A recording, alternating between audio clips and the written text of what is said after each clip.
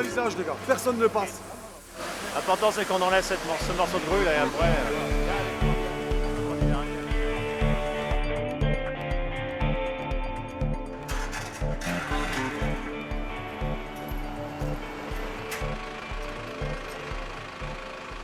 Là, on est en train de découper le fût de la grue, la partie tourelle.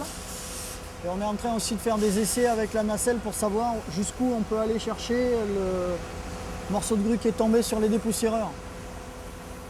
C'est pour ça que les gars sont là-haut dans le panier, qui va nous permettre d'aller couper les pièces là-bas sans passer par-dessous avec une nacelle automotrice. Donc toutes les pièces vont être coupées par le dessus. Donc personne ne sera dessous au moment où les pièces vont être élinguées et découpées. Donc là, ils sont en train de finaliser la coupe du fût de la grue. Le morceau est élingué et il va être déposé là d'ici 1 heure. Donc les différentes étapes avant le levage, c'est d'abord le repérage, comme on vient de faire avec la nacelle. On met toutes les grues en position, on fait des essais à vide pour savoir combien peuvent prendre les charges de grue pour être sûr de ne pas faire d'erreur au moment du levage. Ensuite, mise en place des élingues, mise en sécurité et balisage de la zone. On commence la découpe, légère mise en tension, découpage et dépose de la pièce. Il l'a pris en charge lui un peu là, hein? Il a 8 tonnes. Il a 8 tonnes là? Il a 8 tonnes. Ouais. Il y a une autre grue qui vient sur le côté pour soulager un petit peu.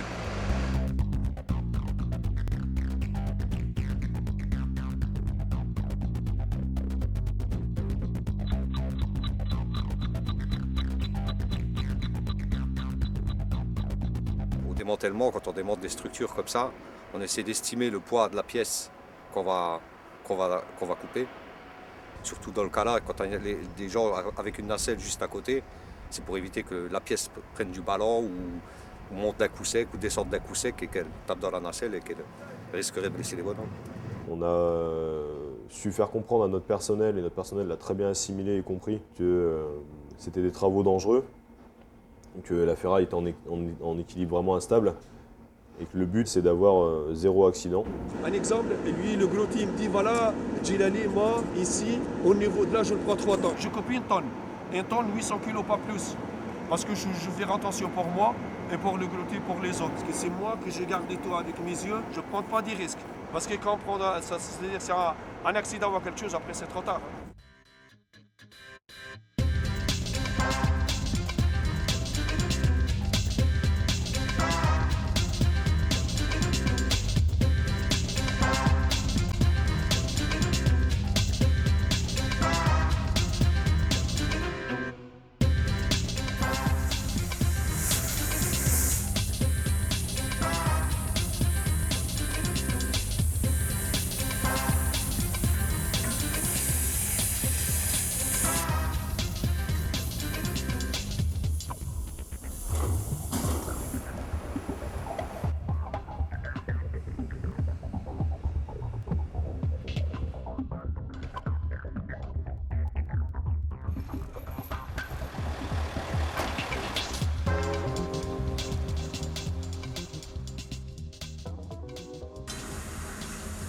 Le risque était omniprésent, voire présent du matin jusqu'au soir et même la nuit.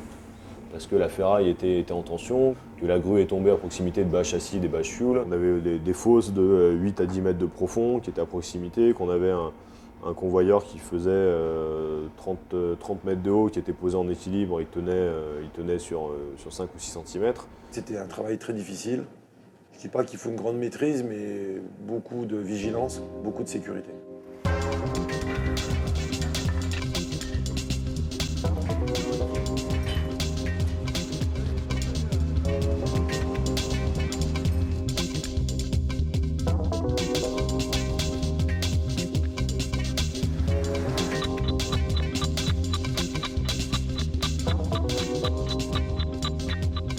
Là, la palette elle est posée. Là. Ils vont mettre 4 tirs forts au près, ils vont l'aubaner, la mettre bien de niveau. En bas, ils vont la souder. Après, elle sera boulonnée.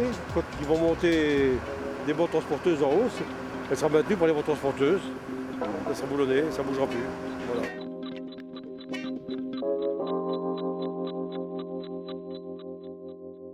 On a rendu la zone le 29 décembre, donc on avait 2 ou 3 jours d'avance sur le planning.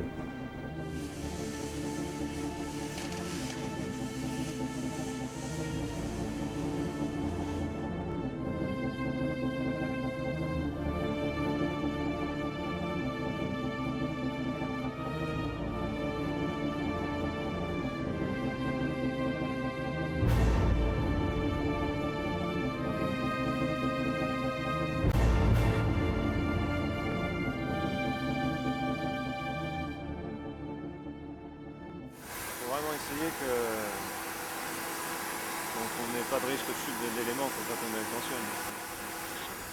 Oui, il y a des risques de chute par rapport aux éléments qu'on coupe. À partir du moment où on a un gros élément délingué, celui-là il risque pas de tomber, mais si on a des petits morceaux qui sont restés dessus et instables sur la structure, quand on les manutentionne, on a des risques de chute. Et au niveau des organes, notamment tout ce qui est locaux acides, là-bas, il ne faudrait pas qu'on endommage les trucs qui n'ont pas été endommagés lors de la chute de la grue.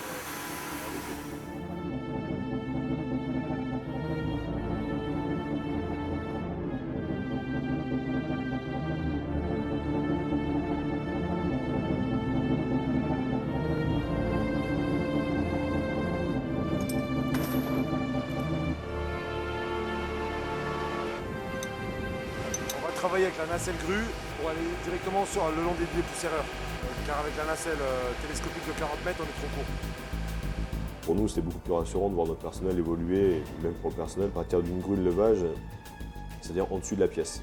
On a utilisé les grues au maximum de leur capacité, pas au niveau du poids mais au niveau de la portée. Donc on avait les fléchettes qui étaient sorties en entier, qui étaient montées en entier. Donc on arrivait à 83 mètres de portée. Donc ça a demandé une bonne coordination entre la personne qui est dans la nacelle et la personne qui est dans la grue, par le biais de talkie-walkie, pour que les opérations se passent bien. Fred, lève la tête de flèche, légèrement, et après tu lèves le crochet.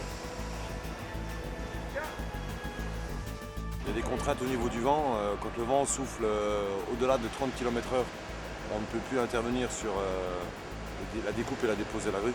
Mais t'es pas posé là? On est dans un couloir, on arrive à accrocher avec une corde, le panier.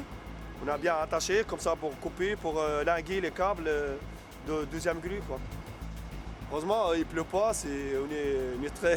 on est très contents.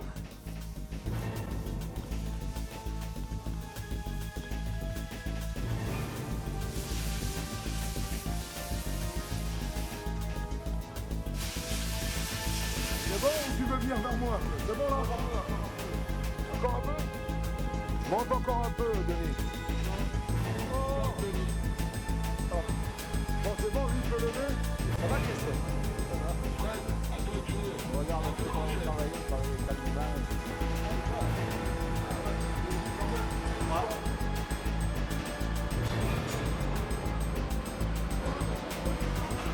Ah oui, bah, les grues, elles travaillent à 1 mètre l'une de l'autre. Hein. Alors il faut y aller très très doucement. Hein. Il faut que la personne qui donne les ordres, elle soit au quart de poil, quoi. Non, je vais voir Bruno, parce qu'il faut aller manger. C'est la société RBL qui s'occupe de remettre le convoyeur en place. Ils ont monté la première partie du convoyeur entre 6h et 22h hier soir. Aujourd'hui, lundi 8 janvier, 17h, la tranche 5 a recouplé, exactement un mois après l'incident du 8 décembre. C'est quasiment miraculeux d'avoir mené de front ce chantier. C'est vraiment le produit d'un travail d'équipe. On est tous épatés.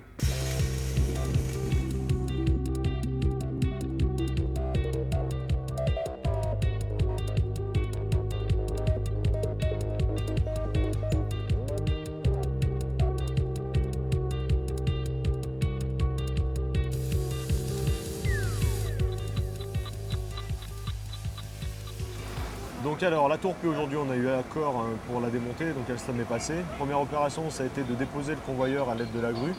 Pour ce faire, donc, un chalumiste dans une nacelle avec un autre opérateur ont coupé les câbles après avoir élingué la pièce. Une fois que la pièce a été mise au sol, on a enlevé par Mills, on a enlevé les étaiements et après on a pu démonter donc, la structure principale.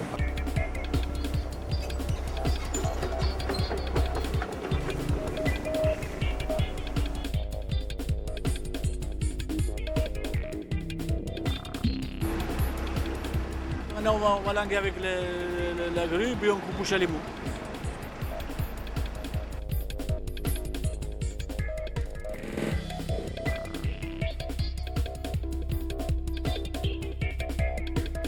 La structure principale a été élinguée en partie haute et on a coupé tout ce qui était bardage, croix de contournement et poteaux de superstructure. Et que maintenant on va déposer avec la grue de 50 tonnes.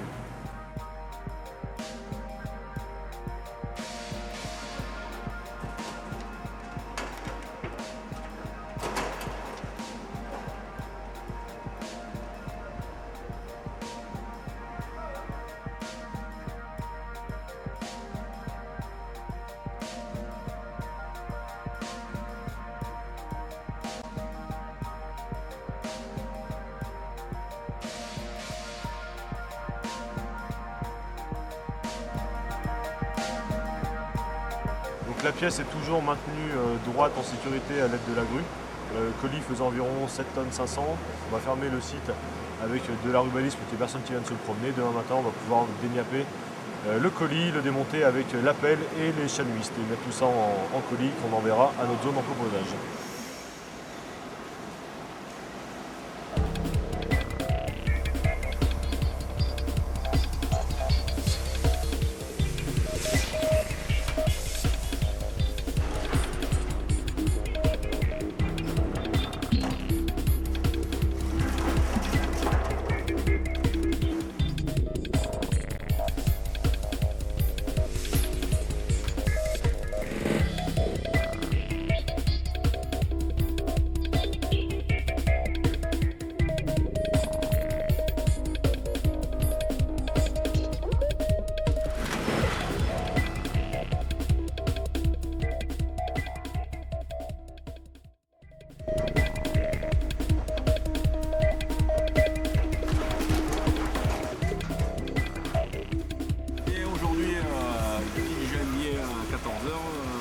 La situation des travaux est celle-ci. La tour P a été démantelée, finie de démanteler ce matin, et les déchets évacués. On est en train de terminer la gaine de vapeur, donc ça aussi ça va être terminé dans l'après-midi.